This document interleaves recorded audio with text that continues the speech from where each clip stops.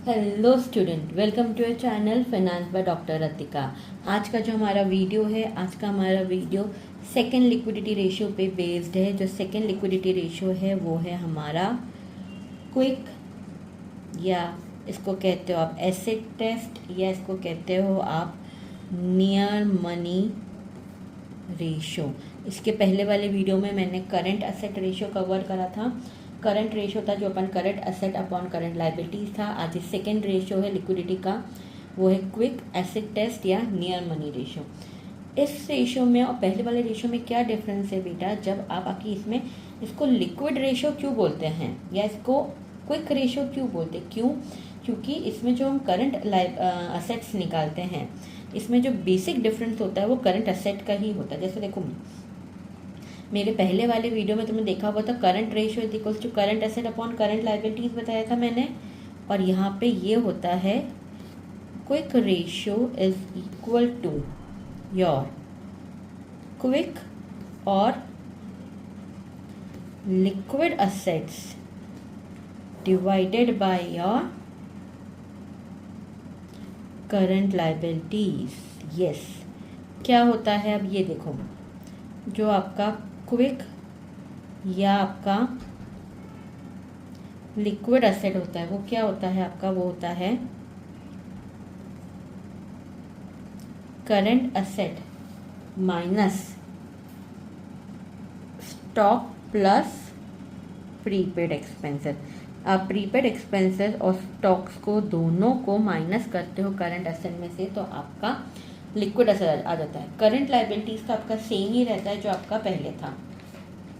अगर तुमको याद होगा तो मेरे इसका जो पहले वाले वीडियो में जो मैंने क्वेश्चन लिया था, उसमें मैंने क्या लिया था? उसमें मैंने लिया था कि स्टॉक आपका है 25,000 का, डेटर्स हैं आपके 10,000 के, कैश एट बैंक मैंने लिया था 5,000 का, क्रेडिटर्स जो थे वो थे मेरे 8,000 के, बिल्स पेबल मेरा था 2,000 का, प्रोविजन फॉर टैक्सेस थी मेरी 5,000 एंड मेरा बैंक ओडी था 5,000 का। ठीक है, अब मेरे को अगर क्विक रेशियो निकालना है तो क्विक रेशियो के लिए मेरा जो लिक्विड असेट्स रहेगी वो क्या रहेगी? मेरी लिक्विड असेट रहेगी सिर्फ debtors plus cash at bank. सिर्फ डेटर्स और कैश एट बैंक कर दूंगी तो मेरा आ जाएगा, that is 10,000 plus 5,000 is my 15,000। और अगर तुमको इसके हिसाब से करना है तो देखो, करंट एसेट मेरी क्या होती? करंट एसेट होती मेरी stock plus debtors plus cash at bank. जो मेरा जो आंसर आया था वो मेरा आता था 40,000। तो अगर मैं 40,000 में से स्टॉक 25,000 का माइनस कर दूंगी तो भी मेरी 15 आ जाएगी। आया समझ में कि नहीं आया? तो ये मेरा क्या है? ये मेरा करंट एसेट है, ये मेरा स्टॉक मैंने माइनस करा, तो ये मेरी आ गई लिक्विड एसेट। देखो, या तो बच्चों करंट एसेट्स निकाल के उसमें से स्टॉक माइनस कर दो, अदरवाइज तुम डेटर्स और कैश एट बैंक को ही लो। तुम स्टॉक्स लो ही मत, तो तुमको माइनस ही नहीं करने पड़ेंगे, तुम्हारी डायरेक्टली लिक्विड एसेट आ जाएगी। आया समझ में बच्चों? आई होप इसमें कुछ कंफ्यूजन नहीं हुआ होगा तुमको। और जो तुम्हारी करंट लाइबिलिटीज है वो तुम्हारी सेम ही रहेगी। करंट लाइबिलिटीज क्या क्या आ जाएगी? क्रेडिटर्स प्लस बिल्स पेबल पर provision of taxes plus bank OD, that is 8,000 plus 2,000 plus 5,000 and plus again 5,000। ये तुम्हारा मिलके कितना हो जाएगा? 20,000 का हो जाएगा।